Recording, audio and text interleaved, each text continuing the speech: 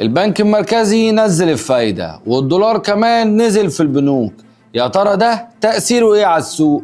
تعالوا نشوف. اجتماع البنك المركزي الأخير يوم 22/5 واللي طلعوا فيه قرار بنزول الفايدة 1%، أو زي ما بيسموها عندهم بتوع الاقتصاد 100 نقطة أساس، وده يعتبر تاني مرة على التوالي بعد الاجتماع اللي فات لما نزل الفايدة 2% تقريبا أو 2.25%، وبكده الفايدة نزلت لغاية 24% تقريبا. وده طبعا بسبب ان ارقام التضخم عندنا في مصر الفترة الاخيرة نزلت جامد جدا، وده شجع البنك المركزي ان هو يقلل الفايدة وينشط السوق، لان زي ما انتم عارفين نزول الفايدة بيخلي المصانع والشركات تقدر تاخد قروض اكتر عشان تقدر تشغل المصانع اكتر والشركات تشتغل اكتر، وبالتالي حركة السوق اكيد بتنتعش. بس السؤال المهم هنا، الدولار عمال ينزل في البنك وبينزل بنسبة كبيرة جدا، في يوم واحد نزل 47 قرش تقريبا، ووقت واحنا بنصور الحلقة دي سعر الدولار في البنك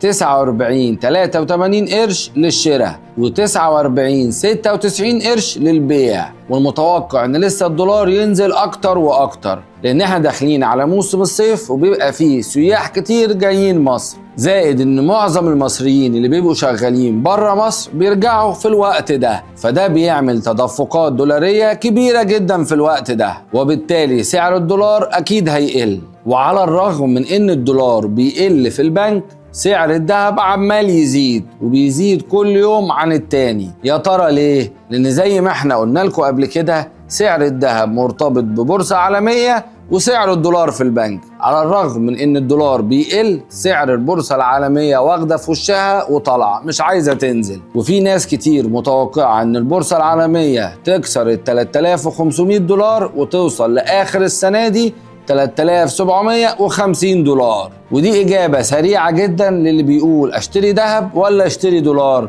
الدولار عمال يقل والذهب عمال يزيد ولسه هيزيد. وبس كده، قولوا لنا انتوا بقى في الكومنتس، ذهب ولا دولار؟ كان معاكم دكتور ياسر الطويل وده الجواهرجي. سلام.